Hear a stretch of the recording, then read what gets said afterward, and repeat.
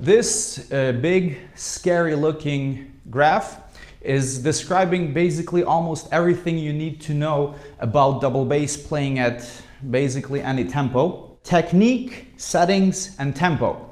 So let's say we're talking about performing a song. So a song might have different kind of tempos. You know, you need to be able to play double bass at different speeds. I mean, like, that's kind of obvious. We're not just gonna, we don't want to just play either fast or slow. Probably, I mean, like, you're gonna be a good flexible drummer if you play all kind of different tempos. So the thing is, we need to remember always that tempo is a variable that's always going to be changing. The other thing, settings. Settings is something that we'd like to mess with, you know, and some of us think that there's this pedal settings tooth fairy who comes at night and change our pedal settings, and the next day we won't able to play anything at all. But that just I just call it a bad day, you know, or there's no such thing as a pedal setting tooth fairy, or pedal settings fairy rather. So the settings is something that we usually mess with when we're having a bad day and we feel like, oh, I'm not able to play stuff I played yesterday, so let me just completely change my settings. This usually leads to bad consequences. Not always though. But settings is something that you're gonna stick with till the end of at least one song. So as I said, tempo is a variable that's going to change throughout the song. Settings is something that you cannot change during the song, obviously. I mean, unless you have like a 5-minute break in the song, but usually we don't touch the settings usually in the middle of a song. So settings is going to be a constant here. Settings is not changing, settings are not changed during the song. And the third thing, technique, which is obviously what you're going to use, like full leg or ankles or swivel or double strokes, heel toe, whatever.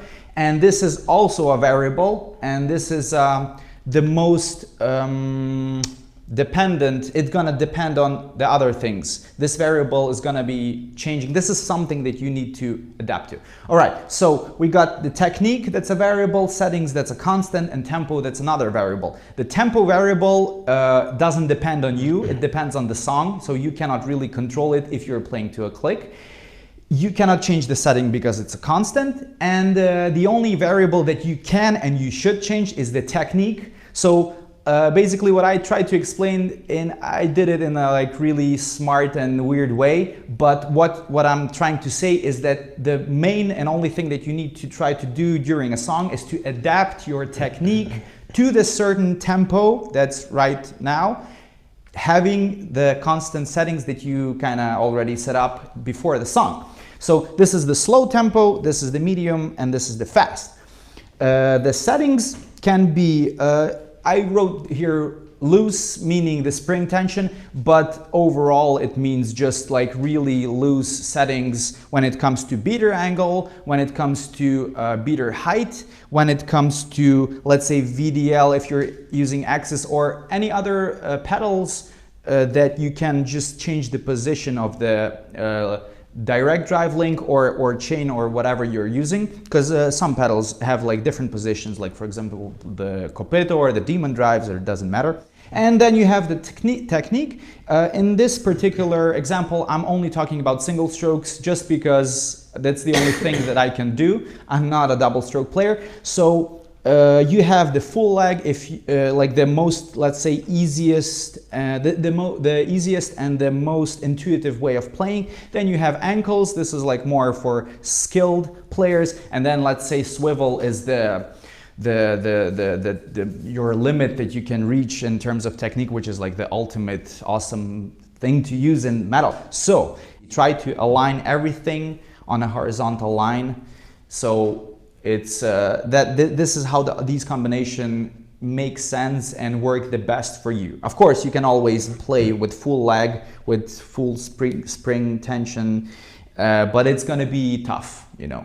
So this is very important for you to understand, because I saw a lot of people, as I mentioned before, having really, you know, it's let's say this is kind of a bad influence that people see, because we have access to all the possible information on the internet. And let's say somebody Googles, oh, I want to see how George Kolias from Niles plays because he's like so fast and awesome. And then, yeah, George is like doing 260, 270 double bass.